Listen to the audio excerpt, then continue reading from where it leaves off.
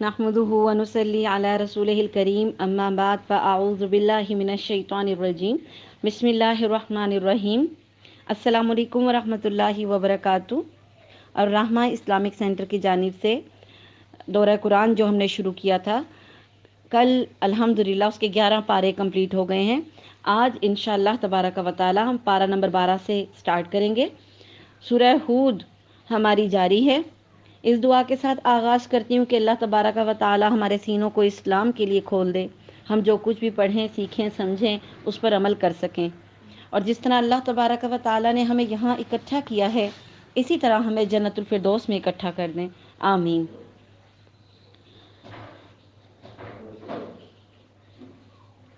सूरह हूद आयत नंबर 6। आऊज़ु बिल्लाहि मिनश शैतानिर रजीम। इससे पिछले की आयत, जो पिछली आयत थी कल, उसमें हमने पढ़ा था कि याद रखो वो लोग जो अपने सीनों को दोहरा किए देते हैं ताकि अपनी बातें अल्लाह से छुपा सकें।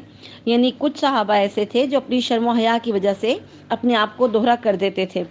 यानी जैसे हम ये तसव्वुर करते हैं या हमारा ईमान है कि अल्लाह हमें देख रहा है, तो वो लिबास बदलते हुए अपने आप को छुपाने की कोशिश करते थे। ठीक है, तो इस पे कहा गया कि वो अपनी बातें, ताकि वो अपनी बातें यानी अपने आप को अल्लाह से छुपा सकें। याद रखो वो लोग जिस वक्त अपने कपड़े लपेटते हैं उस वक्त भी वो सब जानता है, और जो कुछ वो छुपाते हैं और जो कुछ वो जाहिर करते हैं, बिल यकीन वो दिलों के अंदर की बातें जानता है। ठीक है, यानी मतलब ये कि अपने आप को छुपाना और ये जज्बा रखना बेशक बहुत अच्छी बात है, लेकिन इसमें इतना गुलूव नहीं होना चाहिए, इतने अफराद का शिकार नहीं होना चाहिए कि आप समझें कि बिल्कुल अपने आप को ऐसे ढक लेंगे कि अल्लाह से ही छुपा लेंगे।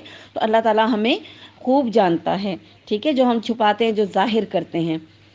ठीक, तो तन्हाई में जैसे कपड़े बदलते हैं या अपने आप को छुपाने की कोशिश करते हैं, अच्छी बात है, लेकिन इसमें ज़्यादा सोचना या गुलूव करना कि अल्लाह से अपने आप को छुपा लेंगे, ये इम्पॉसिबल है, क्योंकि अल्लाह ताला हमें देखता है, हमें जानता है, और वो हमारे सीनों के हाल तक को भी जानता है।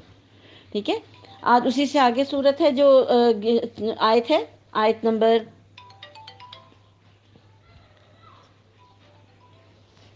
6 से आज हम पढ़े हैं। आऊज़ु बिल्लाहि मिनश शैतानिर रजीम। ज़मीन पर चलने फिरने वाले जितने जानदार हैं, सबकी रोज़ियाँ अल्लाह ताला के ज़िम्मे हैं। वही इनके रहने सहने की जगह को जानता है और इनके सौंपे जाने की जगह को भी वही जानता है। ये सब वाज़े एक किताब में मौजूद है। ठीक है, यानी इन ज़मीन पर चलने फिरने वाले जितने भी जानदार हैं, हर वो चीज़ जिसमें जान है, उसकी जो रोज़ी का बंदोबस्त है वो अल्लाह ने अपने ज़िम्मे लिया हुआ है। ठीक है, और ये भी अल्लाह जानता है कि कौन कहाँ पैदा होगा, मर के कहाँ दफन होगा। ये सब अल्लाह को पता है और ये सब उसने एक किताब में लिख रखा है। फिर अल्लाह ताला की ज़ात की तारीफ़ हो रही है कि अल्लाह वो है जिसने 6 दिन में आसमान और ज़मीन को पैदा किया और इसका अर्श पानी पर था। और इसने ये ज़मीन आसमान क्यों पैदा की? ताकि वो तुम्हें आजमाए कि तुम में से अच्छे काम करने वाला कौन है। अगर आप इनसे कहें कि तुम लोग मरने के बाद उठा खड़े किए जाओगे, तो काफिर लोग पलट कर जवाब देंगे कि ये तो निरा साफ साफ जादू ही है। और अगर हम इनसे अजाब को गिनी चुनी मुद्दत तक के लिए पीछे डाल दें, तो ये ज़रूर पुकार उठेंगे कि आज़ाब को कौन सी चीज़ रोके हुए है। सुनो, जिस दिन वो इनके पास आ जाएगा, फिर वो इनसे टलने वाला नहीं। फिर तो जिस चीज़ की हंसी उड़ा रहे थे वो उन्हें घेर लेगी, यानी क़यामत का दिन, अजाब या जो हलाकतें होंगी। अगर हम इंसान को अपनी किसी नेमत का जायका चखा कर फिर उससे ले लें, तो वो बहुत ही नाउम्मीद और बड़ा ही नाशुक्रा बन जाता है। ये इंसान की नेचर है कि खुशियों में अल्लाह को भूल जाता है, लेकिन जब नेमत छिन जाती है तो फिर एकदम से नाशुक्री करने लग जाता है। और अगर हम इसे कोई नेमत चखाएं इस सख्ती के बाद जो उसे पहुंच चुकी थी, तो वो कहने लगता है कि बस बुराइयां मुझसे जाती रहीं। यकीन उनमें बड़ा ही इतराने लगता है और बड़ा ही शेखी खोर बन जाता है। ठीक है, जब तंगी के बाद आसानियां आती हैं तो अपने आप को डिज़र्विंग समझने लग जाता है कि मेरा राइट था कि मुझे ये चीज़ें मिलती, मैंने इतनी स्ट्रगल किया, सेल्फ मेड बन गया। इस तरह के जुमले हम बोलते हैं, ये शेखी खोरी में आते हैं, जबकि अल्लाह का फजल होता है जो अल्लाह हम पर नाजिल करता है। सवाए उनके जो सब्र करते हैं और नेक कामों में लगे रहते हैं, इन्हीं लोगों के लिए बख्शिश भी है और बहुत बड़ा नेक बदला भी। पर शायद कि आप इस वही के किसी हिस्से को छोड़ देने वाले हैं जो आपकी तरफ नाजिल की जाती है, और इससे आपका दिल तंग है सिर्फ इनकी इस बात पर कि इस पर कोई ख़जाना क्यों नहीं उतरा। یا اس کے ساتھ کوئی فرشتہ ہی آتا؟ سن لیجئے، آپ تو صرف ڈرانے والے ہی ہیں اور ہر چیز کا ذمہ دار اللہ تعالیٰ ہے۔ کیا یہ کہتے ہیں کہ اس قرآن کو اسی نے گھڑا ہے؟ جواب دیجئے، پھر تم بھی اس کے مثل 10 صورتیں گھڑ لاؤ اور اللہ کے سوا جسے چاہو اپنے ساتھ بلا لو اگر تم سچے ہو۔ پھر اگر وہ تمہاری اس بات کو قبول نہ کریں تو تم یقین سے جان لو کہ یہ قرآن اللہ کے علم کے ساتھ اتارا گیا ہے اور یہ کہ اللہ کے سوا کوئی معبود نہیں، پس کیا تم مسلمان ہوتے ہو؟ یہ سوال پوچھ رہے ہیں اللہ تعالیٰ کہ ان باتوں کو جاننے کے بعد کیا اب تم مسلمان ہوتے ہو؟ جو شخص دنیا کی زندگی اور اس کی زینت پر فریفتہ ہوا چاہتا ہے، قربان ہوتا ہے دنیا کی زندگی اور اس کی چیزوں پر، ہم ایسوں کو ان کے کل اعمال کا بدلہ یہیں بھرپور پہنچا دیتے ہیں۔ یعنی اگر وہ اچھے اعمال کرتے ہیں اور صرف دنیا کا فائدہ چاہتے ہیں تو ان کے اچھے اعمال کا بدلہ اللہ ان کو اسی دنیا میں دے دیتا ہے۔ یہاں انہیں کوئی کمی نہیں کی جاتی۔ ہاں، یہی وہ لوگ ہیں جن کے لیے آخرت میں سوائے آگ کے اور کچھ نہیں، اور جو کچھ انہوں نے یہاں کیا ہوگا وہاں سب ضائع ہے، اور جو کچھ ان کے اعمال تھے سب برباد ہونے والے ہیں۔ یعنی جو لوگ دنیا کو چاہنے والے ہیں، اگر ان کی کوئی اچھائیاں بھی ہیں تو دنیا میں ان کا بدلہ ان کو مل جائے گا، لیکن اللہ تعالیٰ نے کہا کہ آخرت میں ان کو کوئی حصہ نہیں ملے گا۔ ٹھیک ہے؟ کیا وہ شخص جو اپنے رب کے پاس کی دلیل پر ہو اور اس کے ساتھ اللہ کی طرف کا گواہ ہو اور اس سے پہلے موسیٰ علیہ السلام کی کتاب گواہ ہو جو پیشوا اور رحمت ہے، اوروں کے برابر ہو سکتا ہے؟ یہی لوگ ہیں جو اس پر ایمان رکھتے ہیں، اور تمام فرقوں میں سے جو بھی اس کا منکر ہو اس کے آخری وعدے کی جگہ جہنم ہے، پس تو اس میں کسی قسم کے شبے میں نہ رہ، یقیناً یہ تیرے رب کی جانب سے سراسر حق ہے، لیکن اکثر لوگ ایمان لانے والے نہیں ہوتے۔ اس سے بڑھ کر ظالم کون ہوگا جو اللہ پر جھوٹ باندھے؟ یہ لوگ اپنے پروردگار کے سامنے پیش کیے جائیں گے اور سارے گواہ کہیں گے کہ یہ وہ لوگ ہیں جنہوں نے اپنے پروردگار پر جھوٹ باندھا۔ خبردار ہو، اللہ کی لعنت ہے ظالموں پر۔ اور اللہ کی راہ سے روکتے ہیں اور اس میں برائی کجی تلاش کرتے ہیں، یہی آخرت کے منکر ہیں۔ نہ یہ لوگ دنیا میں اللہ کو ہرا سکے اور نہ کوئی ان کا حمایتی اللہ کے سوا ہوا، ان کے لیے عذاب دگنا کیا جائے گا۔ نہ یہ سننے کی طاقت رکھتے تھے اور نہ ہی یہ دیکھتے تھے۔ یہی ہیں جنہوں نے اپنا نقصان خود کر لیا اور وہ سب کچھ خود ان سے کھو گیا جو انہوں نے گھڑ رکھا تھا۔ یعنی جن بتوں کے اوپر آسرا کر کے بیٹھے تھے، جن کو اللہ کے اوتار سمجھتے تھے، جن کو سمجھتے تھے اللہ کے ہمارے سفارشی ہوں گے، وہ سب ان سے گم ہو گئے۔ بے شک یہی لوگ آخرت میں زیاں کار ہوں گے۔ یقیناً جو لوگ ایمان لائے اور انہوں نے کام بھی اچھے اچھے کیے، اپنے پالنے والے کی طرف جھکتے رہے، وہی جنت میں جانے والے ہیں جہاں وہ ہمیشہ رہنے والے ہیں۔ ان دونوں فرقوں کی مثال اندھے، بہرے اور دیکھنے سننے والے جیسی ہے۔ کیا یہ دونوں مثال میں برابر ہیں؟ کیا پھر بھی تم نصیحت حاصل نہیں کرتی؟ بالکل ایسے ہی کہ ایک بندہ جو دیکھ سکتا ہے اور ایک بندہ جو اندھا ہے، تو آپ خود سوچیں کہ وہ جو دیکھنے والا ہے اور ایک اندھا برابر تو نہیں نہ ہو سکتے۔ دیکھنے والا یہاں سے جائے گا، اپنا کام کر کے واپس آ جائے گا، لیکن ایک اندھا ہے، وہ کبھی دروازے سے ٹکرائے گا، کبھی کرسی سے ٹکرائے گا، اور ٹکرا کے وہ کامیاب بھی نہیں لوٹ سکے گا کیونکہ اس کو تو دکھائی نہیں دے رہا، وہ تو محتاج ہے۔ تو یہ دو بندوں کی مثال ہے، ایک جو حق کو سمجھتا ہے اس کو حق دکھائی دیتا ہے، اور ایک وہ جو حق کو نہیں سمجھتا اس کو کچھ دکھائی نہیں دیتا۔ دونوں برابر نہیں ہو سکتے۔ یقیناً ہم نے نوح علیہ السلام کو اس کی قوم کی طرف رسول بنا کر بھیجا۔ میں تمہیں صاف صاف ہوشیار کر دینے والا ہوں کہ تم صرف اللہ ہی کی عبادت کرو، مجھے تو تم پر دردناک دن کے عذاب کا خوف ہے۔ اس کی قوم کے کافروں کے سرداروں نے جواب دیا کہ ہم تو تجھے اپنے جیسا انسان ہی دیکھتے ہیں، اور تیرے تابعداروں کو بھی ہم دیکھتے ہیں کہ یہ لوگ واضح طور پر سوائے نیچ لوگوں کے اور کوئی نہیں، یعنی غریب، غربا، مسکین، ایسے لوگ ہیں، کوئی نہیں جو بے سوچے سمجھے تمہاری پیروی کر رہے ہیں۔ ہم تو تمہاری کسی قسم کی برتری اپنے اوپر نہیں دیکھ رہے، بلکہ ہم تو تمہیں جھوٹا سمجھ رہے ہیں۔ نوح علیہ السلام نے کہا، میری قوم والو، مجھے بتاؤ تو، اگر میں اپنے رب کی طرف سے کسی دلیل پر ہوا اور مجھے اس نے اپنے پاس کی کوئی رحمت عطا کی ہو، پھر وہ تمہاری نگاہوں میں نہ آئی، تو کیا زبردستی میں اسے تمہارے گلے میں مونڈ دوں، حالانکہ تم اس سے بیزار ہو؟ میری قوم والو، میں تم سے اس پر کوئی مال نہیں مانگتا، میرا ثواب تو صرف اللہ تعالیٰ کے ہاں ہے، نہ میں ایمان والوں کو اپنے پاس سے نکال سکتا ہوں، انہیں اپنے رب سے ملنا ہے، لیکن میں دیکھتا ہوں کہ تم لوگ جہالت کر رہے ہو۔ کیونکہ نوح علیہ السلام کی قوم بھی مشرکین تھی، اور یہ پہلی قوم تھی جس نے شرک کی ابتدا کی تھی۔ میری قوم کے لوگوں، اگر میں ان مومنوں کو اپنے پاس سے نکال دوں تو اللہ کے مقابلے میں میری مدد کون کر سکتا ہے؟ کیا تم کچھ بھی نصیحت نہیں پکڑتے؟ یہ اس وجہ سے بھی تھا کہ نبی کریم صلی اللہ علیہ وسلم کے پاس جو لوگ آتے تھے، مشرکین مکہ، سرداران قریش اور اس طرح کے لوگ تھے، ان کو بھی یہ اعتراض ہوتا تھا کہ نبی کریم صلی اللہ علیہ وسلم کے پاس زیادہ تر جو لوگ آتے ہیں، جو ایمان قبول کرتے ہیں، اسلام قبول کرتے ہیں، وہ کون سے لوگ ہوتے ہیں؟ غریب ہوتے ہیں یا غلام ہوتے ہیں، ٹھیک ہے؟ اور ان کو یہ تکلیف ہوتی ہے ہم ان کے ساتھ کیسے بیٹھیں، ہم امیر، ان کا ایک اپنا ایک تکبر تھا، وہ ان لوگوں کے ساتھ بیٹھنا بھی پسند نہیں کرتے تھے۔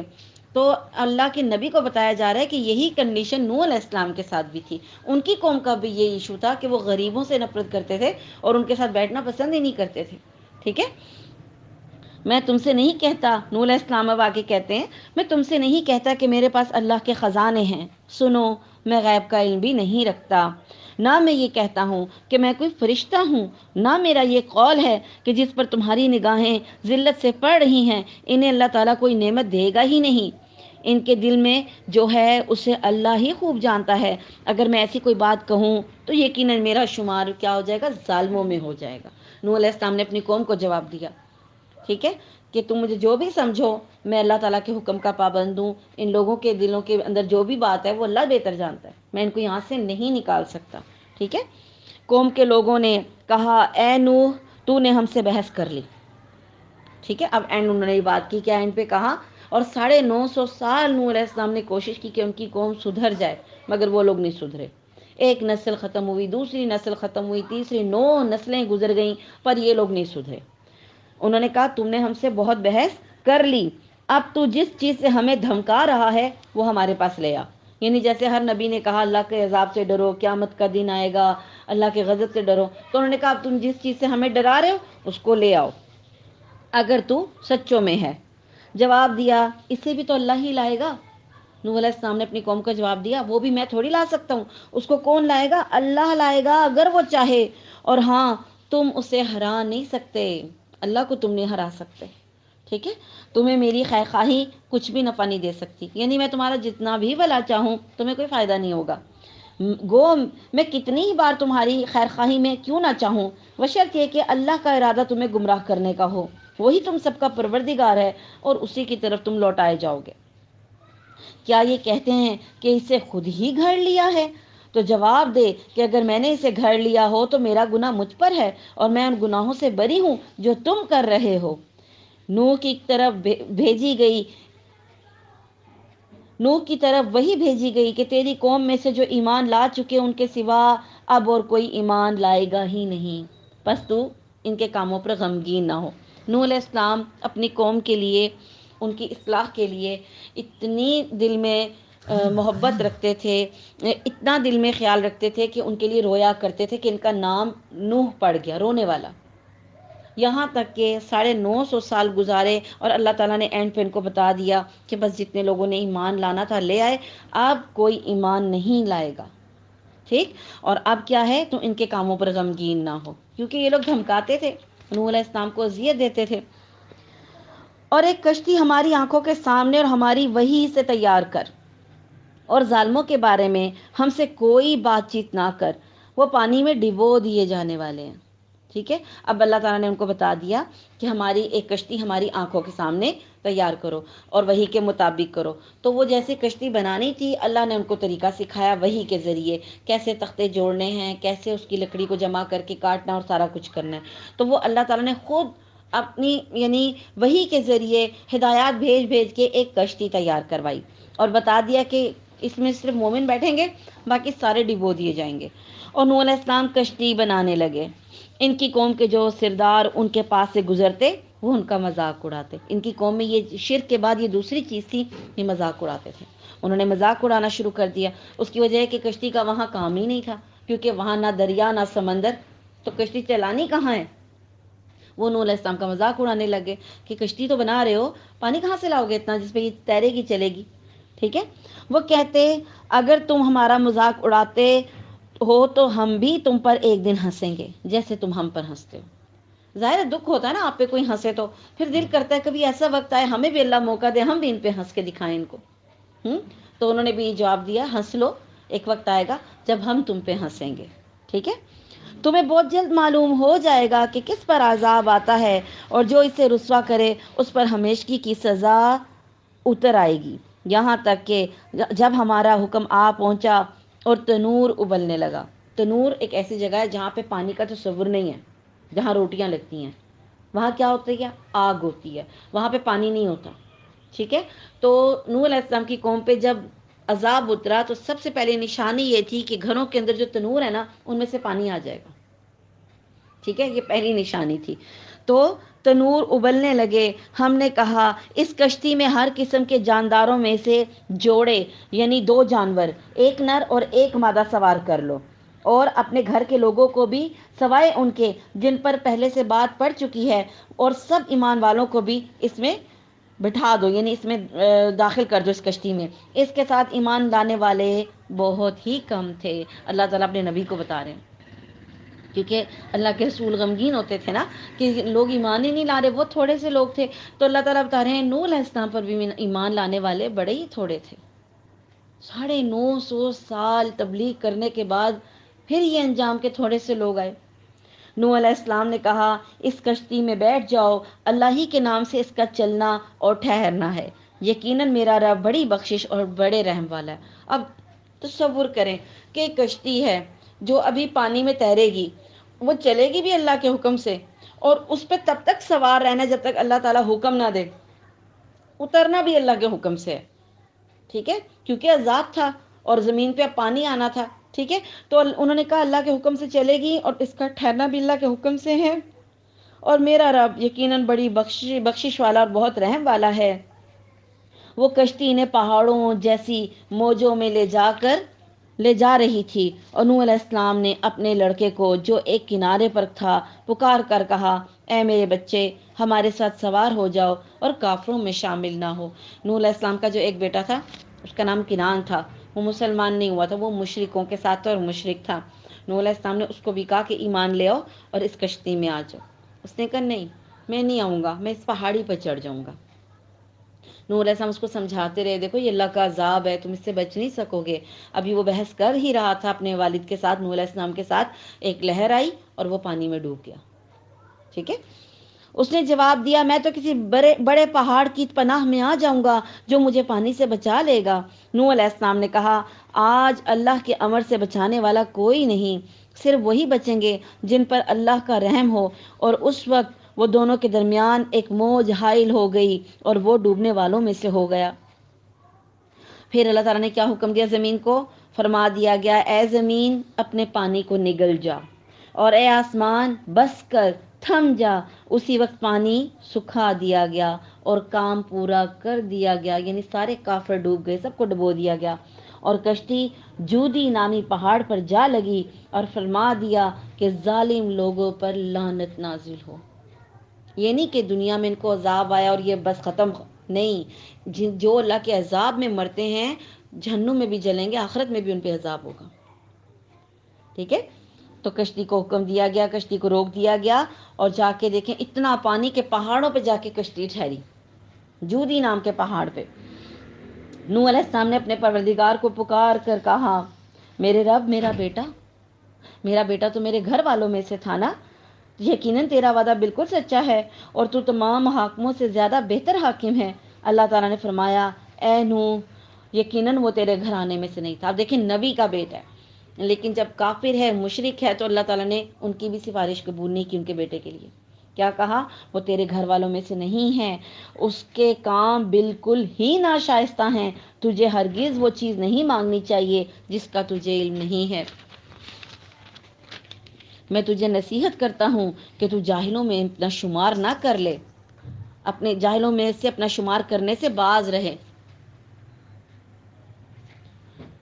نوح علیہ السلام نے کہا میرے پالنہار، میرے پروردگار، میں تیری ہی پناہ چاہتا ہوں اس بات سے کہ تجھ سے وہ مانگوں جس کا مجھے علم ہی نہ ہو۔ اگر تو مجھے نہ بخشے گا اور تو مجھ پر رحم نہ فرمائے گا تو میں خسارہ پانے والوں میں سے ہو جاؤں گا۔ نوح علیہ السلام نے رو رو کے اللہ سے دعائیں مانگی، اللہ مجھے معاف کر دے، میں نے یہ جو بات کی اپنے بیٹے سے متعلق کہ اس کو چھوڑ دے، معاف کر دے۔ کیوں کہ کتنا بڑا عذاب، پانی میں ڈوبا بھی، پھر اللہ نے لعنت بھی کر دی، اور پھر یہ کہا کہ آخرت میں بھی تو عذاب ہونا ہے نا۔ تو نوح علیہ السلام نے بیٹے کے بارے میں بات کی، ٹھیک ہے۔ فرما دیا گیا اے نوح ہماری جانب سے سلامتی اور برکتوں کے ساتھ اتر، حکم دیا آپ کشتی سے اترنا شروع کرو، جو تجھ پر ہیں اور تیرے ساتھ کی بہت سی جماعتوں پر، اور بہت سی وہ امتیں ہوں گی جنہیں ہم فائدہ تو ضرور پہنچائیں گے لیکن پھر بھی انہیں ہماری طرف سے دردناک عذاب پہنچے گا۔ یہ خبریں غیب کی خبروں میں سے ہیں۔ اللہ کے رسول غیب نہیں جانتے تھے۔ اللہ تعالیٰ نے اپنے نبی کو کیا کہا؟ اے نبی یہ خبریں غیب کی خبروں میں سے ہیں جن کی وحی ہم آپ صلی اللہ علیہ وسلم کی طرف کرتے ہیں، انہیں اس سے پہلے آپ جانتے تھے اور نہ ہی آپ کی قوم جانتی تھی۔ اللہ تعالیٰ خود بتا رہے ہیں کہ نہ نبی جانتے تھے کہ نوح علیہ السلام کی قوم کے ساتھ کیا واقعہ ہوا کیا تھا۔ صرف یہ پتا تھا کہ نوح علیہ السلام کی قوم تھی جس کو ڈبو دیا گیا تھا، لیکن واقعات کیا تھے، وہ قوم کرتی کیا تھی، ان پہ عذاب کیسے آیا، یہ سب ڈیٹیل ہمیں اللہ تعالیٰ نے قرآن پاک میں بتائی، ٹھیک ہے۔ اس لیے آپ صبر کرتے رہیے، یقین مانیے کہ انجام کار پرہیزگاروں کے لیے، اچھا انجام کس کا ہوگا؟ پرہیزگاروں کے لیے ہوگا۔ اور قوم عاد کی طرف ان کے بھائی ہود کو ہم نے بھیجا، ہود علیہ السلام۔ اب نوح علیہ السلام کی قوم کے بعد جو پھر اگلی قوم آئی وہ تھی عاد، ٹھیک ہے۔ انہوں نے جب دیکھا کہ نوح علیہ السلام کی قوم کو اللہ نے ڈبو کر مار دیا تو انہوں نے پہاڑوں پہ اپنے گھر بنا لیے، اوپر بلندیوں پر، تاکہ سیلاب کا خطرہ ہی نہ ہو۔ پہاڑوں پہ کہاں سیلاب آتے ہیں، ٹھیک ہے۔ اور ان کے پاس کون آئے؟ ہود علیہ السلام کے پاس ان کے نبی، عاد کی قوم کے پاس ہود علیہ السلام آئے۔ اس نے کہا میری قوم والو اللہ ہی کی عبادت کرو۔ اس کا کیا مطلب ہوا؟ کہ اس قوم نے بھی شرک شروع کر دیا تھا، ٹھیک ہے۔ اس کے سوا تمہارا کوئی معبود نہیں، تم تو صرف بہتان باندھ رہے ہو۔ اللہ پہ بہتان باندھنا کہ اللہ کے ساتھ کسی کو شریک ٹھہرانا، یعنی اللہ اکیلا کام نہیں کر رہا، اللہ کے ساتھ کوئی اور بھی ہے جو اس کی ہیلپ کر رہا ہے، نعوذ باللہ، اللہ پہ بہتان ہو گیا نا، جھوٹ ہو گیا۔ اے میری قوم میں تم سے اس کی کوئی اجرت نہیں مانگتا، میرا اجر اس کے ذمہ ہے جس نے مجھے پیدا کیا ہے، تو کیا پھر بھی تم عقل سے کام نہیں لیتے؟ اے میری قوم کے لوگوں تم اپنے پالنے والے سے اپنی تقصیروں کی معافی مانگتے رہو، یعنی جو تم سے کام ہو گئے ان سے معافی مانگتے رہو، اور اس کی جناب میں توبہ کرو تاکہ وہ برسنے والے بادل تم پہ بھیج دے اور تمہاری طاقت پر اور قوت بڑھا دے، اور طاقت اور قوت بڑھا دے، اور تم جرم کرتے ہوئے روگردانی نہ کرو۔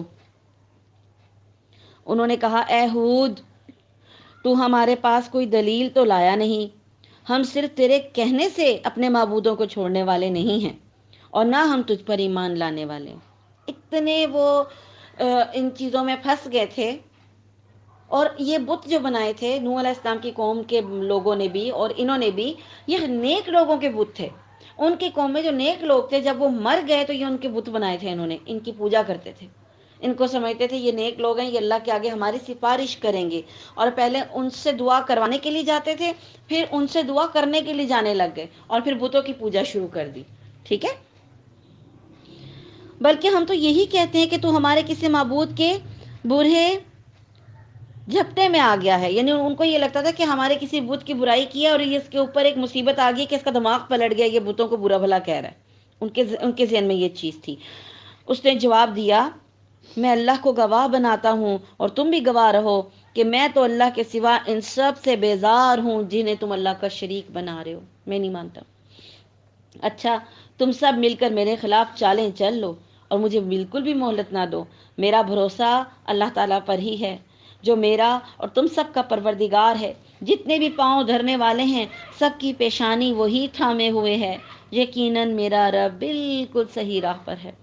پس اگر تم روگردانی کرو تو کرو، میں تو تمہیں وہ پیغام پہنچا چکا جو دے کر مجھے تمہاری طرف بھیجا گیا ہے، میرا رب تمہارے قائم مقام اور لوگوں کو کر دے گا، تم اس کا کچھ بھی بگاڑ نہ سکو گے، یقیناً میرا پروردگار ہر چیز پر نگہبان ہے۔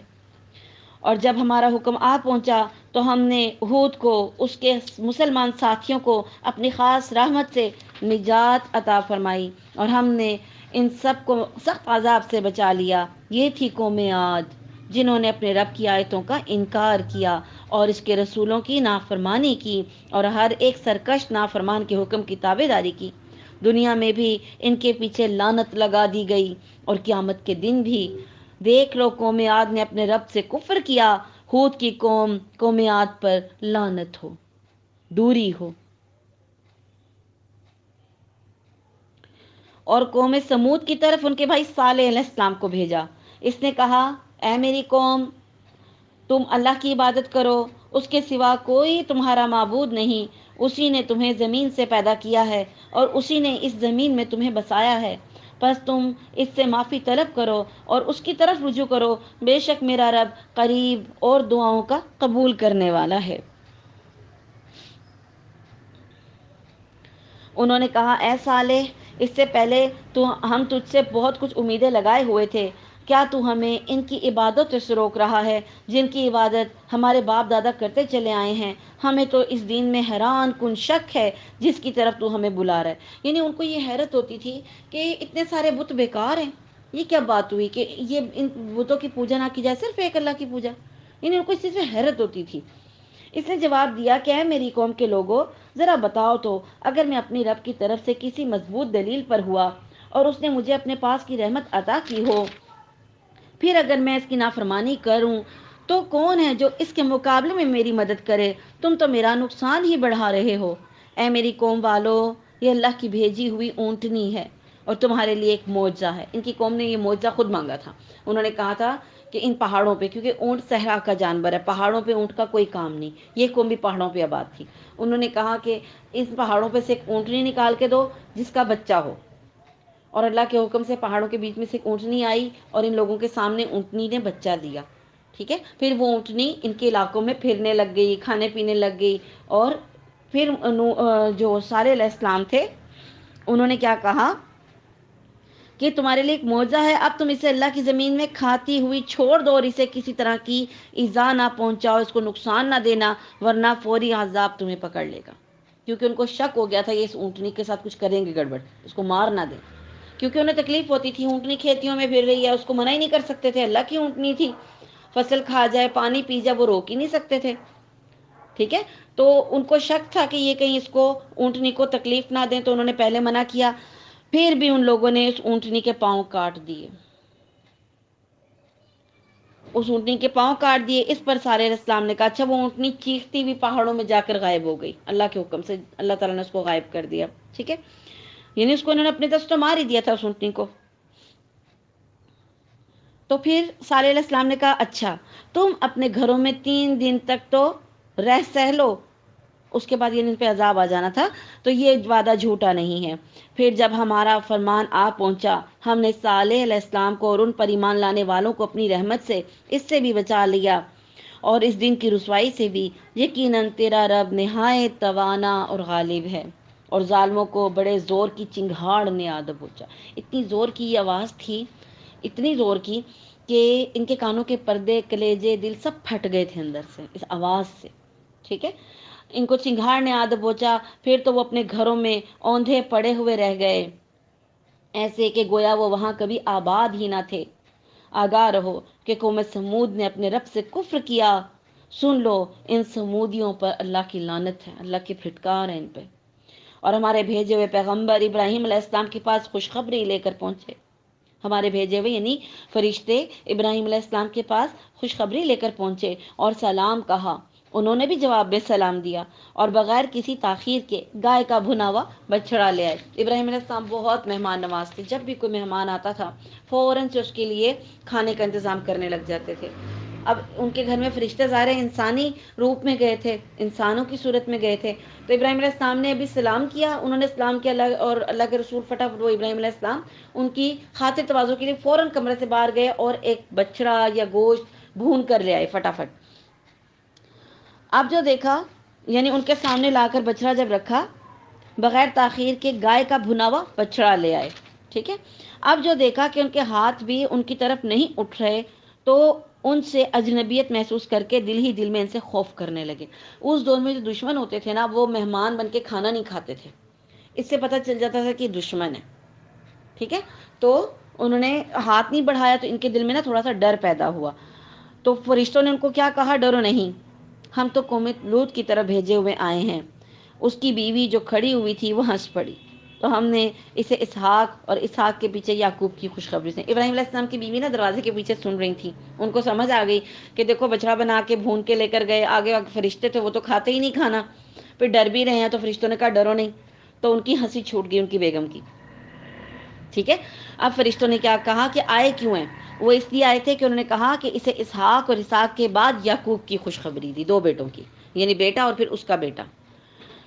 وہ کہنے لگی ہائے میری کم بختی، میرے ہاں اولاد کیسے ہو سکتی ہے؟ میں خود بڑھیا ہوں، وہ بڑھی ہو چکی تھی، اور یہ میرے خامند بھی بہت بڑی عمر کے ہیں، یہ تو یقیناً بڑی عجیب بات ہے۔ ان کی بیوی کو حیرت ہوئی۔ فرشتوں نے کہا کیا تو اللہ کی قدرت سے تعجب کر رہی ہے؟ تم پر اے اس گھر کے لوگوں اللہ کی رحمت ہو، اس کی برکتیں نازل ہوں، بے شک اللہ حمد و ثنا کا سزاوار اور بڑی شان والا ہے۔ جب ابراہیم علیہ السلام کا ڈر خوف جاتا رہا اور اسے بشارت بھی پہنچ چکی، تو ہم سے قوم لوط کے بارے میں کہنے سننے لگے۔ یقیناً ابراہیم علیہ السلام بہت تحمل والے، نرم دل اور اللہ کی جانب جھکنے والے تھے۔ یعنی انہوں نے فرشتوں سے کہا کہ آپ کیوں عذاب لے کر آئے ہیں؟ ابھی تو وہاں ابراہیم علیہ السلام، لوط علیہ السلام وہاں موجود ہیں، تو آپ کیسے اس بستی کو ہلاک کریں گے؟ تو انہوں نے کہا اللہ کا حکم ہے کہ بس ایمان والے بچیں گے، اور ان کی جو بیوی ہے وہ نہیں بچے گی اس میں، کیونکہ وہ بھی کافروں کے ساتھ ہے، وہ رہ جائے گی پیچھے۔ تو وہ صرف یعنی ایک طرح سے ان کے دل میں نرمی تھی، انہوں نے کہا کہ کیسے، مطلب ان کا یہ تھا کہ ابھی اس قوم کو مہلت ملے۔ انہوں نے کہا وہاں تو ابھی لوط علیہ السلام موجود ہیں۔ اے ابراہیم اس خیال کو چھوڑ دیجئے، آپ کے رب کا حکم آ پہنچا ہے، اور ان پر نہ ٹلنے والا عذاب ضرور آنے والا ہے۔ جب ہمارے بھیجے ہوئے فرشتے لوط کے پاس پہنچے تو وہ ان کی وجہ سے بہت غمگین ہو گئے، اور دل ہی دل میں کڑنے لگے اور کہنے لگے آج کا دن بڑی مصیبت کا دن ہے۔ کیونکہ جب فرشتے لوط علیہ السلام کے گھر آئے تو وہ پریشان اس لیے ہو گئے کہ ان کی قوم جو ہے وہ مردوں کے ساتھ بدفعلی کرتی تھی، اور جب ان کو پتہ چل جانا تھا کہ لوط علیہ السلام کے گھر میں لڑکے آئے، کیونکہ فرشتے ان کے گھر میں بھی تو انسان کی صورت میں آئے تھے نا، اپنی اصلی صورت میں تو فرشتے نہیں آتے تھے، تو وہ پریشان ہو گئے اور کہنے لگے آج تو بڑی مصیبت کا دن ہے، یعنی ان کو پریشانی ہوئی، اور اس کی قوم دوڑتی ہوئی ان کے پاس آ پہنچی۔ وہ تو پہلے ہی سے بدکاریوں میں مبتلا تھی، یعنی قوم کے لوگوں کو اطلاع مل گئی کہ ان کے گھر میں کوئی مہمان آئے ہیں۔ لوط علیہ السلام نے کہا اے قوم کے لوگوں، یہ ہیں میری بیٹیاں جو تمہارے لیے بہت ہی پاکیزہ ہیں، اللہ سے ڈرو اور مجھے میرے مہمانوں کے بارے میں رسوا نہ کرو۔ کیا تم میں ایک بھی بھلا آدمی نہیں ہے؟ کوئی بھی نہیں ہے جو تمہیں سمجھائے؟ تمہیں ایک بھی صحیح انسان نہیں ہے؟ انہوں نے جواب دیا کہ تو بخوبی جانتا ہے ہمیں تو تیری بیٹیوں پر کوئی حق نہیں ہے، اور نہ تو ہماری اصلی چاہت سے بخوبی واقف ہے، اور تو ہماری اصلی چاہت جو ہم چاہتے ہیں اور تجھے خوب پتہ ہے۔ یہ نکاح نہیں کرتے تھے لڑکیوں سے، ٹھیک ہے، بلکہ مرد مرد سے شادی کر لیتے تھے، عورتوں سے کرتے ہی نہیں تھے شادی، ٹھیک ہے، اور شادی کیا کرنی بس ایسے ہی رہ لیتے تھے۔ لوط علیہ السلام نے کہا کاش مجھے تم میں سے مقابلہ کرنے کی قوت ہوتی، یا کسی زبردست کا آسرا پکڑ پاتا۔ اب فرشتوں نے کہا، اب فرشتے بولے، وہ پہلے سمجھے تھے کہ یہ آدمی لڑکے ہیں، جوان لڑکوں کی صورت میں گئے تھے نا، اب فرشتوں نے ان کو بتایا کہ اے لوط ہم تیرے پروردگار کے بھیجے ہوئے فرشتے ہیں، ناممکن ہے کہ یہ تجھ تک پہنچ پائیں، بس تو اپنے گھر والوں کو لے کر کچھ رات رہے نکل کھڑا ہو، تم میں سے کسی کو مڑ کر بھی نہیں دیکھنا۔ یعنی ان کو یہ حکم تھا کہ تم نے چلے جانا ہے آگے، پیچھے مڑ کر دیکھنا نہیں اپنی قوم کی طرف کہ کیا ہو رہا ہے پیچھے، ٹھیک ہے، سوائے تیری بیوی کے، اس لیے کہ وہ اسے بھی وہی پہنچنے والا ہے جو ان سب کو پہنچے گا، یعنی عذاب جو تمہاری قوم کو آئے گا وہ اس بیوی کو بھی پہنچے گا۔ ان کے وعدے کا وقت صبح کا ہے، کیا صبح بالکل قریب نہیں ہے؟ یعنی فرشتوں نے کہا بس صبح ہونے والی ہے، صبح ہی ان کو اب عذاب آ کے پکڑ لے گا، صبح کے ٹائم آیا تھا ان پہ عذاب، تو تم اب کیا کرنا، آدھی رات کے ٹائم، رات کے تھوڑی دیر بعد ابھی تم نکل جانا بیوی کو اور بچیوں کو لے کر گھر سے نکلنا، اور پیچھے مڑ کر نہیں دیکھنا۔ اور جیسے ہی لوط علیہ السلام اپنے گھر والوں کو لے کر نکلے، ایک دم سے پیچھے سے ان کو قوم پہ عذاب جو آ گیا، ان کو چیخوں کی آواز آنے شروع ہو گئی، چیخوں کی آواز آنے شروع ہو گئی، اور وہ چلتے رہے آگے، کیونکہ ان کو حکم تھا پیچھے مڑ کے نہیں دیکھنا۔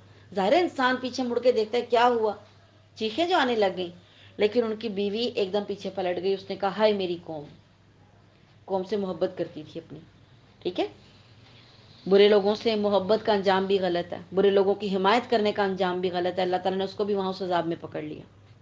ٹھیک ہے. پھر جب ہمارا حکم آ پہنچا، ہم نے اس بستی کو زیر و زبر کر دیا، اوپر کا حصہ نیچے کر دیا، نیچے کا اوپر کر دیا، ایسے پلٹ گئی، اور ان پر کنکریلے پتھر برسائے جو تہ بتہ تھے. اوپر سے آسمانوں سے پتھر آ کے ان کو لگے. پہلے کیا کیا؟ فرشتوں نے بستی اٹھائی، آسمانوں پہ لے گئے، آسمانوں کی طرف، اوپر سے الٹی کر کے نیچے پھینک دی. پھر جو لوگ بچ گئے ان پہ پتھروں کی بارش ہوئی. ٹھیک. تیرے رب کی طرف سے نشاندار وہ پتھر تھے اور ان ظالموں سے کچھ بھی دور نہ تھے. جس کے نام کا پتھر تھا اسی کو جا کے لگتا تھا، وہ اس میں مر جاتا تھا. آگ کے پتھر، کیونکہ جب سپیڈ سے پتھر نیچے آتے تھے ان کو آگ لگ جاتی تھی. اور وہ آگ کے پتھر گولے. زلزلے آئے، اسی وقت زلزلے بھی آنے شروع ہو گئے. ظاہر زمین اٹھی تو زلزلہ بھی آیا، پلٹی پھینکی گئی، پھر آگ کے پتھر آئے، پھر کیا ہوا؟ لاوا نکل آیا، ظاہر آگ جو لگ گئی زمین میں، اور پھر ان ساروں کو اللہ تعالیٰ نے ڈبو دیا، وہاں پہ مار دیا ان کو. پھر ہم نے مدین والوں کی طرف ان کے بھائی شعیب علیہ السلام کو بھیجا. ان سے کہا ہے میری قوم اللہ کی عبادت کرو، اس کے سوا تمہارا کوئی معبود نہیں، اور تم ناپ تول میں بھی کمی نہ کرو. میں تو تمہیں آسودہ حال دیکھ رہا ہوں اور مجھے تم پر گھیرنے والے دن کے عذاب کا خوف ہے. اے میری قوم، ناپ تول انصاف کے ساتھ پوری کرو، لوگوں کو ان کی چیزیں کم کر کے نہ دو، زمین میں فساد اور خرابی نہ مچاؤ. اللہ تعالیٰ کا حلال کیا ہوا جو بچ رہے تمہارے لیے بہت ہی بہتر ہے اگر تم ایمان والے ہو. میں تم پر کچھ نگہبان اور داروغہ نہیں ہوں. انہوں نے جواب دیا، اے شعیب، کیا تیری نماز تجھے یہی حکم دیتی ہے کہ ہم اپنے باپ دادوں کی معبودوں کو چھوڑ دیں، ہم اپنے مالوں میں جو کچھ چاہیں اس کا کرنا بھی چھوڑ دیں؟ تو بڑا ہی باوقار اور نیک چلن آدمی ہے. طنز کرنے لگ گئے. اچھا، تم تو بہت نیک ہو، ہم برے ہیں، یہ تمہاری نماز تمہیں سکھاتی ہے کہ تم اپنے باپ دادا کے دین کے خلاف کھڑے ہو جاؤ. تم تو نمازی بن جاؤ، جیسے ہم کہتے ہیں نا تو نماز پڑھتا ہے پھر غلط کام کر رہا ہے. تو ان کی قوم کے لوگوں نے بھی شعیب علیہ السلام کو یہ باتیں کی. کہا، شعیب علیہ السلام نے جواب دیا، اے میری قوم، دیکھو تو اگر میں اپنے رب کی طرف سے روشن دلیل لے کر آیا ہوں اور اس نے مجھے اپنے پاس سے بہترین روزی دے رکھی ہے، میرا یہ ارادہ بالکل نہیں کہ تمہارے خلاف کر کے خود اس چیز کی طرف جھک جاؤں جس سے تمہیں روک رہا ہوں. میرا ارادہ تو اپنی طاقت بھر اصلاح کرنے کا ہے. میری توفیق اللہ ہی کی مدد سے ہے، اسی پر میرا بھروسہ ہے اور اسی کی طرف میں رجوع کرتا ہوں. اور اے میری قوم کے لوگوں، کہیں ایسا نہ ہو کہ تم کو میری مخالفت ان عذابوں کا مستحق بنا دے جو قوم نوح، قوم ہود اور قوم صالح کو پہنچے ہیں. اور قوم لوط تو تم سے کچھ دور بھی نہیں، ابھی کچھ ہی عرصہ پہلے ان کا معاملہ تم نے دیکھا. قوم لوط کے بعد یہ قوم آئی تھی نا، اور وہ اجڑی ہوئی بستی وہ لوگ دیکھتے بھی تھے. ٹھیک ہے. تم اپنے رب سے استغفار کرو اور اس کی طرف توبہ کرو، یقین مانو کہ جو میرا رب بڑی مہربانی والا اور بہت ہی محبت کرنے والا ہے. اللہ کیوں مارے گا کسی کو اس طریقے سے؟ وہ تو بڑا پیار کرتا ہے اپنے بندوں سے. انہوں نے کہا، اے شعیب، تیری اکثر باتیں تو ہماری سمجھ میں ہی نہیں آتی. اب مجھے بتائیں اس میں کیا سمجھنے والی بات تھی؟ یہ تو سب کی سمجھ میں آتی بات ہے لیکن ان کو نہیں آتی تھی. وہ کہتے تھے، اور ہم تو تجھے اپنے اندر بہت کمزور پاتے ہیں. یعنی تم کیا ہو جو ہمیں سکھا رہے ہو؟ ہم اتنے بڑے بزنس مین ٹائپ کے لوگ ہیں، کاروبار کرتے ہیں، تجارت کرتے ہیں، مال کماتے ہیں، تم ہمیں سکھاؤ گے کہ کاروبار کیسے کرنا ہے؟ تکبر سے باتیں کرنے لگے. اور جملہ کیا بولتے ہیں؟ ہم تو تمہیں کمزور پاتے ہیں، اگر تیرے قبیلے کا خیال نہ ہوتا تو ہم تو تجھے سنسار کر دیتے. ٹھیک ہے. اب انہوں نے کیا کہا، کیونکہ ایک عزت والا قبیلہ تھا نا شعیب علیہ السلام کا، نبیوں کا قبیلہ، تو انہوں نے کہا کہ تیرے قبیلے کا خیال نہ ہوتا تو ہم تجھے پتھر مار مار کے مار دیتے، ہم تو تجھے کوئی حیثیت والی ہستی نہیں سمجھتے. شعیب علیہ السلام نے جواب دیا، ہے میری قوم کے لوگوں، کیا تمہارے نزدیک میرے قبیلے کے لوگ اللہ سے بھی زیادہ عزت والے ہیں؟ یعنی اللہ کی عزت نہیں کر رہے، اللہ تعالیٰ نے مجھے بھیجا ہے، میری قوم کی، میری قبیلے کی عزت کر رہے ہو. تم نے تو اسے پس پش ڈال دیا ہے، لیکن میرا رب جو کچھ تم کر رہے ہو سب کو گھیرے ہوئے ہے. اے میری قوم کے لوگوں، اب تم اپنی جگہ عمل کیے جاؤ، میں بھی عمل کر رہا ہوں. تمہیں ان قریب معلوم ہو جائے گا کہ کس کے پاس وہ عذاب آتا ہے جو اسے رسوا کر دے اور کون ہے جو جھوٹا ہے. تم انتظار کرو، میں بھی تمہارے ساتھ انتظار کرتا ہوں. جب ہمارا حکم یعنی عذاب آ پہنچا، ہم نے شعیب کو اور ان کے ساتھ تمام مومنوں کو اپنی خاص رحمت سے نجات بخشی، اور ظالموں کو سخت چنگھاڑ کے عذاب نے دھر دبوچا۔ ان کو بھی چنگھاڑ سے مارا گیا تھا، جس سے وہ اپنے گھروں میں ہی اوندھے پڑے رہ گئے۔ انہیں اتنی زور کی چیخ تھی، کانوں پہ ہاتھ رکھا، نیچے گرے، وہیں مر گئے، گھر سے باہر بھی نہیں بھاگ سکے۔ ٹھیک ہے، گویا وہ ان گھروں میں کبھی بسے ہی نہ تھے، ایسے ان کے گھر ہو گئے جیسے یہاں کبھی کوئی رہتا ہی نہیں تھا۔ آگاہ رہو، مدین کے لیے بھی ویسی ہی دوری ہے جیسی دوری سمود کو ہوئی، یعنی جیسے ان پہ لعنت پہنچی اسی طرح اہل مدین کو بھی۔ اور یقیناً ہم نے ہی موسیٰ کو اپنی آیات اور روشن دلیلوں کے ساتھ بھیجا تھا فرعون اور اس کے سرداروں کی طرف، پھر بھی ان لوگوں نے فرعون کے احکام کی پیروی کی، اور فرعون کا کوئی حکم درست تھا ہی نہیں۔ وہ تو قیامت کے دن اپنی قوم کا پیش رو ہو کر ان سب کو دوزخ میں جا کھڑا کرے گا۔ خود تو جائے گا ہی جہنم میں، اپنی پوری قوم کو بھی ساتھ لے کے جائے گا فرعون، اور وہ بہت ہی برا گھاٹ ہے جس پر وہ لا کھڑے کیے جائیں گے۔ ان پر تو اس دنیا میں بھی لعنت چپکا دی گئی، اور قیامت کے دن بھی برا انعام ہے جو دیا گیا۔ بستیوں کی یہ بعض خبریں جنہیں ہم تیرے سامنے بیان کر رہے ہیں، ان میں بعض تو موجود ہیں اور بعض بستیوں کی فصلیں کٹ گئی ہیں، یعنی کچھ بھی نہیں بچا ان کا۔ ہم نے ان پر کوئی ظلم نہیں کیا، بلکہ خود انہوں نے ہی اپنے اوپر ظلم کیا، اور انہیں ان کے معبودوں نے کوئی فائدہ نہ پہنچایا جنہیں وہ اللہ کے سوا پکارا کرتے تھے، جبکہ تیرے پروردگار کا حکم آ پہنچا، بلکہ اور ان کا نقصان ہی انہوں نے بڑھا دیا۔ تیرے پروردگار کی پکڑ کا یہی طریقہ ہے کہ جب وہ بستیوں کے رہنے والے ظالموں کو پکڑتا ہے، بے شک اس کی پکڑ دکھ دینے والی اور نہایت سخت ہے۔ یقیناً اس میں ان لوگوں کے لیے نشان عبرت ہے جو قیامت کے عذاب سے ڈرتے ہیں۔ وہ دن جس میں سب لوگ جمع کیے جائیں گے، اور وہ دن جس میں سب حاضر کیے جائیں گے، اسے ہم جو ملتوی کرتے ہیں وہ صرف ایک مدت معین تک ہے۔ جس دن وہ قیامت آ جائے گی، مجال نہ ہوگی کہ اللہ کی اجازت کے بغیر کوئی بات بھی کر سکے، سو ان میں کوئی بھی بدبخت ہوگا اور کوئی نیک بخت ہوگا۔ لیکن جو بدبخت ہوئے وہ دوزخ میں ہوں گے اور چیخیں گے، چلائیں گے۔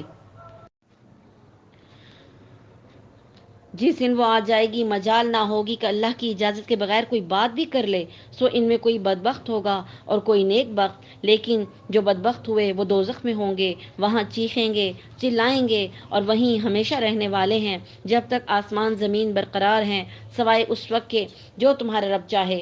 یقیناً تیرا رب جو کچھ چاہے کر گزرتا ہے۔ لیکن جو نیک بخت کیے گئے وہ جنت میں ہوں گے، جہاں ہمیشہ رہیں گے جب تک آسمان و زمین باقی رہے، مگر جو تیرا پروردگار چاہے۔ یہ بے انتہا بخشش ہے۔ اس لیے آپ ان چیزوں سے شک و شبے میں نہ رہیں جنہیں یہ لوگ پوج رہے ہیں۔ ان کی پوجا تو اس طرح ہے جس طرح ان کے باپ دادوں کو اس سے پہلے تھی۔ ہم ان سب کو ان کا پورا پورا حصہ بغیر کسی کمی کے دینے والے ہیں۔ یقیناً ہم نے موسیٰ علیہ السلام کو کتاب دی، لیکن پھر اس میں اختلاف کیا گیا۔ اگر پہلے ہی آپ کے رب کی بات صادر نہ ہو گئی ہوتی تو یقیناً ان کا فیصلہ کر دیا جاتا۔ انہیں تو اس میں سخت شبہ ہے، یعنی قیامت کے آنے میں۔ یقیناً ان میں سے ہر ایک جب ان کے روبرو ہو جائے گا تو آپ کا رب اسے اس کے اعمال کا پورا پورا بدلہ دے گا۔ بے شک وہ جو کر رہے ہیں ان سے وہ باخبر ہے۔ پس آپ جمے رہیے جیسا کہ آپ کو حکم دیا گیا ہے، اور وہ لوگ بھی آپ کے ساتھ توبہ کر چکے ہیں۔ خبردار تم حد سے نہ بڑھنا، اللہ تعالیٰ تمہارے اعمال کا دیکھنے والا ہے۔ دیکھو ظالموں کی طرف ہرگز نہ جھانکنا، دیکھو ظالموں کی طرف ہرگز نہ جھکنا، ورنہ تمہیں بھی دوزخ کی آگ لگ جائے گی، اور اللہ کے سوا تمہارا مددگار نہ کھڑا ہو سکے گا اور نہ تم مدد دیے جاؤ گے۔ دن کے دونوں سروں پر نماز برپا رکھ، اور رات کی کئی ساعتوں میں بھی۔ یقیناً نیکیاں برائیوں کو دور کر دیتی ہیں۔ یہ نصیحت ہے، کس کے لیے؟ نصیحت پکڑنے والوں کے لیے۔ ٹھیک ہے، اگر آپ نیکی کرتے ہیں تو وہ آپ کے اندر سے برائیوں کو ختم کر دیتی ہے، اور نماز کا حکم دیا جا رہا ہے۔ آپ صبر کرتے رہیے، یقیناً اللہ تعالیٰ نیکی کرنے والوں کا اجر ضائع نہیں کرتا۔ بس کیوں نہ تم سے پہلے زمانے کے لوگوں میں سے ایسے اہل خیر لوگ ہوئے جو زمین میں فساد پھیلانے سے روکتے، سوائے ان چند کے جنہیں ہم نے ان میں سے نجات دی تھی۔ ظالم لوگ تو اس چیز کے پیچھے پڑ گئے ہیں جس میں انہیں آسودگی دی گئی اور وہ گنہگار تھے۔ آپ کا رب ایسا نہیں ہے کہ کسی بستی کو ظلم سے ہلاک کر دے اور وہاں کے لوگ نیکوکار ہوں۔ اگر آپ کا پروردگار چاہتا تو سب لوگوں کو ایک ہی راہ پر ایک گروہ کر دیتا، وہ تو برابر اختلاف کرنے والے ہی رہیں گے، سوائے ان کے جن پر آپ کا رب رحم فرمائے۔ انہیں تو اسی لیے پیدا کیا ہے، اور آپ کے رب کی یہ بات پوری ہے کہ میں جہنم کو جنوں اور انسانوں سب سے پر کر دوں گا۔ رسولوں کے سب احوال ہم آپ کے سامنے آپ کے دل کی تسکین کے لیے بیان کر رہے ہیں۔ آپ کے پاس اس صورت میں بھی حق پہنچ چکا جو نصیحت اور واعظ ہے مومنوں کے لیے۔ ایمان نہ لانے والوں سے کہہ دیجئے کہ تم اپنے طور پر عمل کیے جاؤ، ہم بھی عمل میں مشغول ہیں، تم بھی انتظار کرو، ہم بھی انتظار کرتے ہیں۔ زمینوں اور آسمانوں کا علم غیب اللہ تعالیٰ ہی کو ہے، تمام معاملات کا رجوع بھی اسی کی جانب ہے، بس تجھے اسی کی عبادت کرنی چاہیے اور اسی پر بھروسہ رکھنا چاہیے۔ جو کچھ تم کرتے ہو اللہ تعالیٰ اس سے بے خبر نہیں ہے۔ جی الحمدللہ، یہاں ہماری سورہ ہود جو ہے وہ کمپلیٹ ہو گئی۔ آگے سورہ یوسف شروع ہو رہی ہے۔ یہ سورت جو ہے یہ بھی مکی ہے اور اس کے 12 رکوع ہیں۔ اعوذ باللہ من الشیطان الرجیم۔ الف لام را، یہ روشن کتاب کی آیتیں ہیں۔ یقیناً ہم نے اس قرآن کو عربی زبان میں نازل فرمایا ہے تاکہ تم سمجھ سکو۔ ہم آپ کے سامنے بہترین بیان پیش کرتے ہیں اس وجہ سے کہ ہم نے آپ کی جانب یہ قرآن وحی کے ذریعے نازل کیا ہے، اور یقیناً آپ اس سے پہلے بے خبروں میں سے تھے۔ جبکہ یوسف علیہ السلام نے اپنے باپ سے ذکر کیا کہ ابا جان، میں نے 11 ستاروں کو اور جو سورج چاند کو دیکھا کہ وہ سب مجھے سجدہ کر رہے ہیں۔ یعقوب علیہ السلام نے کہا، پیارے بچے، اپنے اس خواب کا ذکر اپنے بھائیوں سے نہ کرنا، ایسا نہ ہو کہ وہ تیرے ساتھ کوئی فریب کاری کریں، شیطان تو انسان کا کھلا دشمن ہے۔ یہ یعقوب علیہ السلام کے بیٹے تھے یوسف علیہ السلام، اور یہ ان کا ذکر ہے، اور ان کے 11 بھائی تھے، 11 بھائی تھے یعنی یہ، اور جن میں سے یہ 2 ایک والدہ سے تھے، بنیامین اور یوسف علیہ السلام، اور باقی دوسری والدہ سے تھے۔ تو وہ جو بڑے بھائی تھے وہ اپنے اس چھوٹے بھائی سے حسد کرتے تھے، اس وجہ سے کہ ان کو زیادہ پیار ملتا تھا۔ جیسے بعض بچوں کو ہم زیادہ پیار کرتے ہیں، ان کی کچھ ایسی خوبیاں ہوتی ہیں جو ماں باپ کو اچھی لگتی ہیں۔ ویسے ماں باپ کے لیے تو سارے بچے برابر ہوتے ہیں، لیکن کوئی کام ایسا ہوتا ہے بچوں میں جو ان کو الگ کرتا ہے۔ تو یوسف علیہ السلام جو تھے ان سے ان کے والد زیادہ پیار کرتے تھے، تو اس کی وجہ سے انہوں نے جب یہ خواب دیکھا کہ 11 ستارے اور سورج اور چاند ان کو سجدہ کریں، تو انہوں نے کہا یہ خواب جو ہے اپنے بھائیوں سے بیان نہ کرنا۔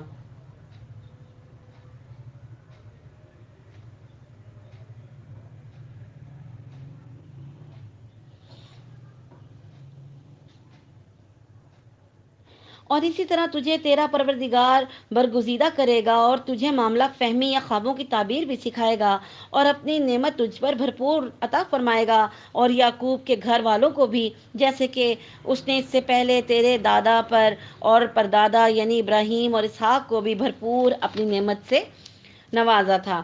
یقیناً تیرا رب بہت بڑے علم والا اور زبردست حکمت والا ہے۔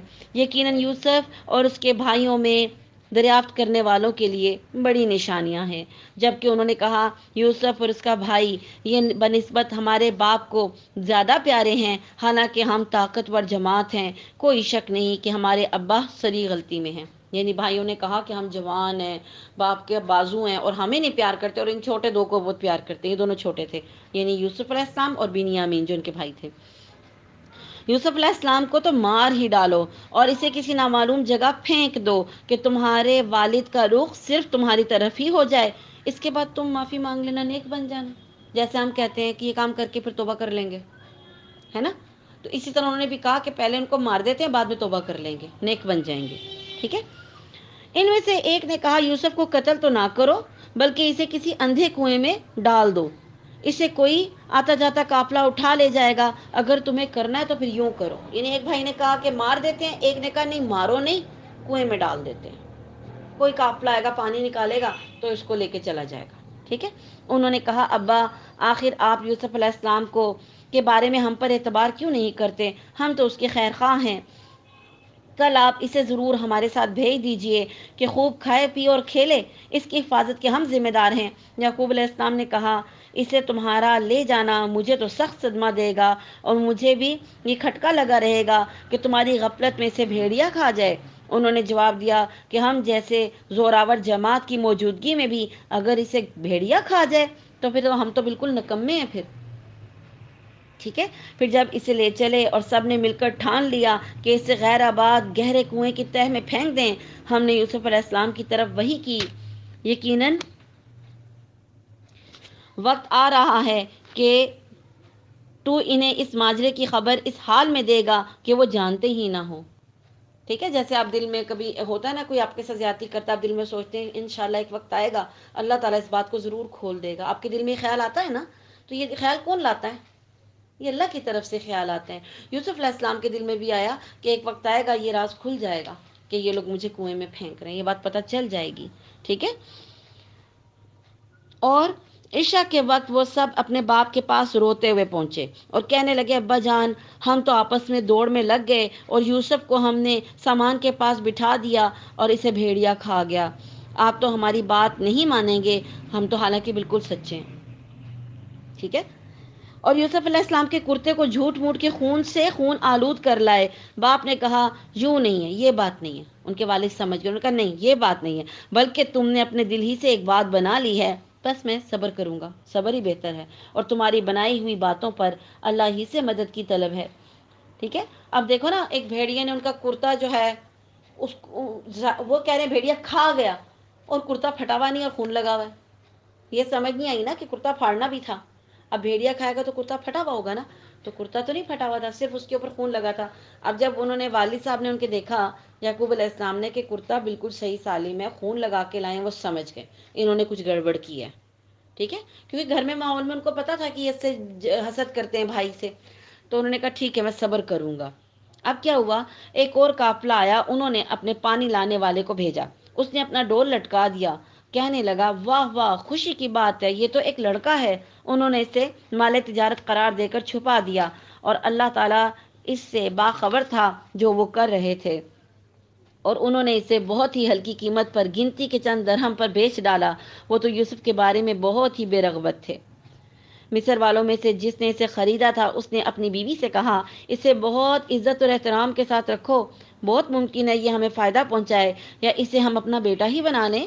یوں ہم نے مصر کی سرزمین میں یوسف علیہ السلام کا قدم جما دیا کہ ہم اسے خواب کی تعبیر کا کچھ علم سکھا دیں۔ اللہ اپنے ارادے پر غالب ہے، لیکن اکثر لوگوں کو پتہ نہیں ہے۔ اور جب یوسف علیہ السلام پختگی کی عمر کو پہنچ گئے تو ہم نے اسے قوت فیصلہ اور علم دیا۔ ہم نیکوکاروں کو اسی طرح بدلہ دیتے ہیں۔ اس عورت نے جس کے گھر میں یوسف تھے، یوسف کو بہلانا پھسلانا شروع کیا، اور وہ اپنے نفس کی نگرانی چھوڑ دے اور دروازے بند کر کے کہنے لگی، لو آ جاؤ۔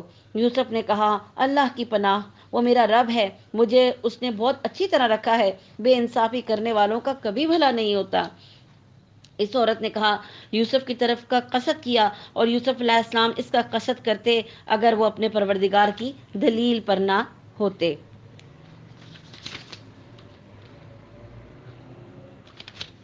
اگر وہ اپنے پروردگار کی دلیل نہ دیکھتے۔ یوں ہی ہوا، اس واسطے کہ ہم نے اس سے برائی اور بے حیائی دور کر دیں، بے شک وہ ہمارے چنے ہوئے بندوں میں سے تھا۔ دونوں دروازے کی طرف دوڑے، اور اس عورت نے یوسف کا کرتا پیچھے کی طرف سے کھینچ کر پھاڑ ڈالا، اور دروازے کے پاس ہی عورت کا شوہر دونوں کو مل گیا، تو کہنے لگی، وہ شخص جو تیری بیوی کے ساتھ برا ارادہ کرے، بس اس کی سزا یہی ہے کہ اسے قید کر دیا جائے یا کوئی اور دردناک سزا دی جائے۔ یوسف علیہ السلام نے کہا، یہ عورت ہی مجھے پھسلا رہی تھی۔ اس عورت کے قبیلے ہی کے ایک شخص نے گواہی دی کہ اگر اس کا کرتا آگے سے پھٹا ہوا ہے تو عورت سچی ہے، اور اگر یوسف علیہ السلام جھوٹ بولنے والوں میں سے ہیں، ورنہ یوسف علیہ السلام جھوٹ بولنے والوں میں سے ہیں، اور اگر اس کا کرتا پیچھے کی جانب سے پھاڑا گیا ہے تو عورت جھوٹی ہے اور یوسف علیہ السلام سچے ہیں۔ خاوند نے جو دیکھا تو یوسف کا کرتا پیچھے سے پھٹا تھا، تو صاف کہہ دیا کہ یہ تو تم عورتوں کی چال بازی ہے، بے شک تمہاری چال بازی بہت بڑی ہے۔ یوسف علیہ السلام اب اس بات کو آتی جاتی کرو، یعنی انہوں نے یوسف کو کہا یوسف اب اس بات کو آتی جاتی کرو، یعنی اس کو اگنور کرو، اور عورت سے کہا تو بھی اپنے گناہ سے توبہ کر، بے شک تو گناہ گاروں میں سے ہے۔ اور شہر کی عورتوں میں چرچا ہونے لگا کہ عزیز کی بیوی اپنے جوان غلام کو اپنا مطلب نکالنے کے لیے بہلانے پھسلانے میں لگی رہتی ہے، ان کے دل میں یوسف علیہ السلام کی محبت بیٹھ گئی ہے، ہمارے خیال میں تو وہ صریح گمراہی میں ہے۔ اس نے جب ان کی اس پرفریب غیبت کا حال سنا تو انہیں بلوا لیا اور ان کے لیے ایک مجلس مرتب کی، اور ان میں سے ہر ایک کو چھری دی اور کہا کہ اے یوسف ان کے سامنے چلے آؤ۔ ان عورتوں نے جب اسے دیکھا تو بہت بڑا جانا اور اپنے ہاتھ کاٹ لیے، اور زبان سے نکل گیا کہ اللہ، یہ انسان تو ہرگز نہیں، یہ تو یقیناً کوئی بزرگ فرشتہ ہے، یعنی اتنے خوبصورت ہی یوسف علیہ السلام۔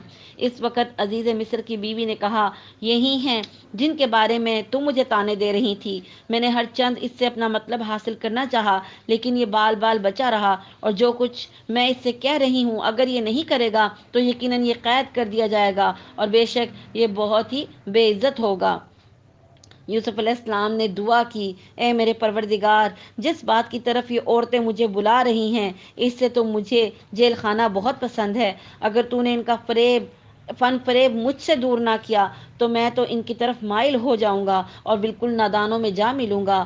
اس کے رب نے اس کی دعا قبول کر لی اور ان عورتوں کے داؤ پیچ اس سے پھیر دیے، یقیناً وہ سننے والا اور جاننے والا ہے۔ پھر ان تمام نشانیوں کے دیکھ لینے کے بعد بھی انہیں یہی مصلحت معلوم ہوئی کہ یوسف کو کچھ مدت کے لیے جیل خانے میں رکھیں۔ ان کے ساتھ ہی دو اور جوان بھی جیل لائے گئے۔ ان میں سے ایک نے کہا، اب ان دونوں نے ایک خواب دیکھا، جو غلام تھے، جو قیدی تھے نا، ان میں سے ایک نے خواب دیکھا اور کہا کہ میں اپنے آپ کو شراب نچوڑتے میں نے دیکھا ہے خواب میں۔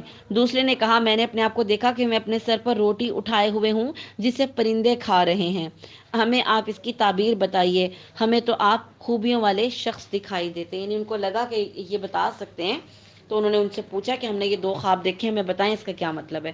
یوسف علیہ السلام نے کہا تمہیں جو دکھایا جاتا ہے اس کے تمہارے پاس پہنچنے سے پہلے ہی میں تمہیں یوسف علیہ السلام نے کہا تمہیں جو کھانا دیا جاتا ہے اس کے تمہارے پاس پہنچنے سے پہلے ہی میں تمہیں اس کی تعبیر بتا دوں گا، یہ سب اس علم کی بدولت ہے جو مجھے میرے رب نے سکھایا ہے۔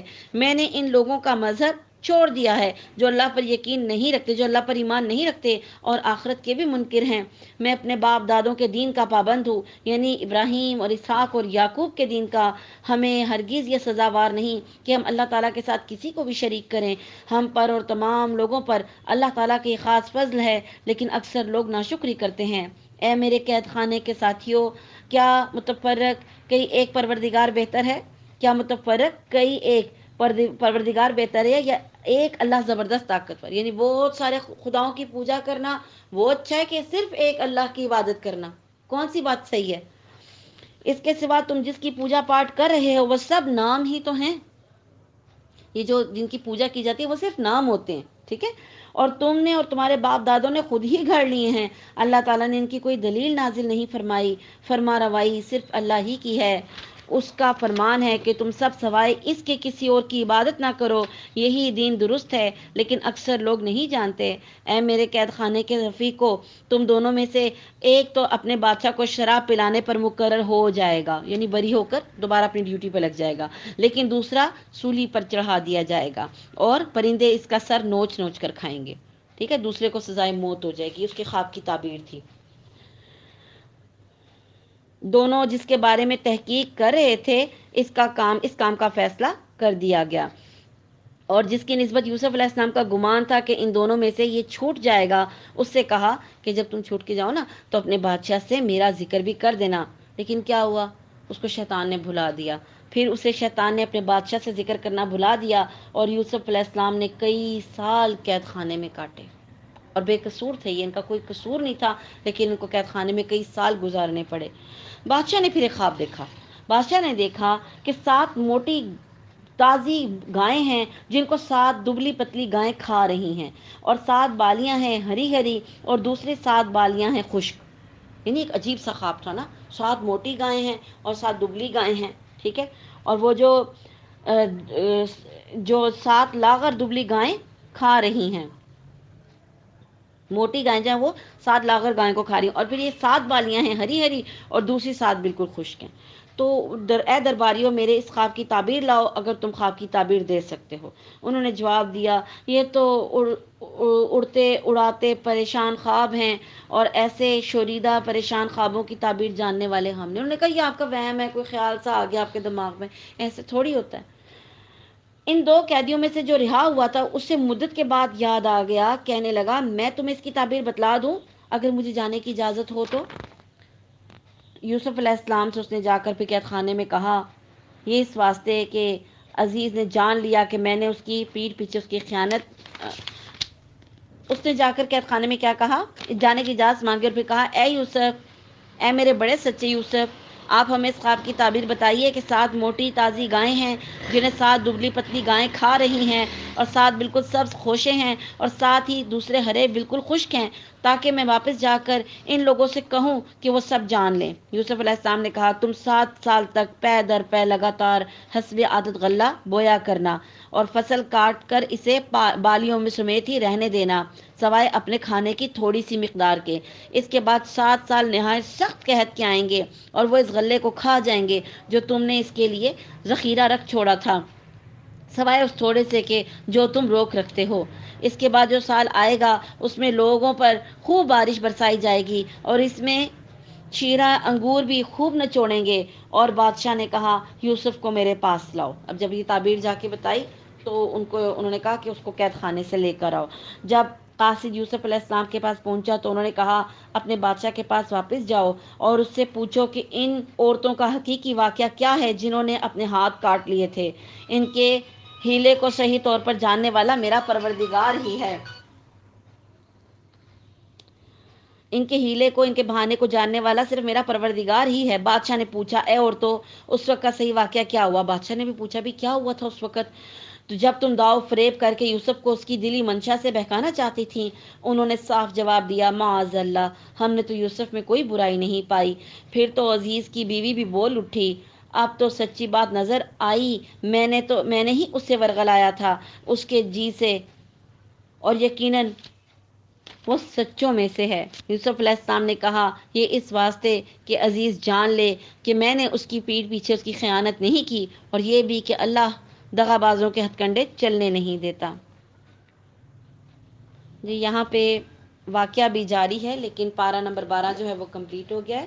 باقی کا واقعہ انشاءاللہ تعالی کل پارہ نمبر 13 میں پڑھیں گے۔ اللہ تعالیٰ سے دعا ہے جو کچھ ہم نے پڑھا اس پر اللہ تعالیٰ ہمیں عمل کرنے کی توفیق عطا فرمائے، دین کی صحیح سمجھ دے، جو واقعات انبیاء کے قوموں کے ہم نے پڑھے ہیں اس سے ہمیں نصیحت حاصل ہو اور ہماری زندگی عملی طور پر بدل جائے۔ تقبل منا انک انت السمیع العلیم، سبحانک رب العزت عما یصفون، وسلام علی المرسلین والحمد للہ رب العالمین۔ السلام علیکم ورحمۃ اللہ وبرکاتہ۔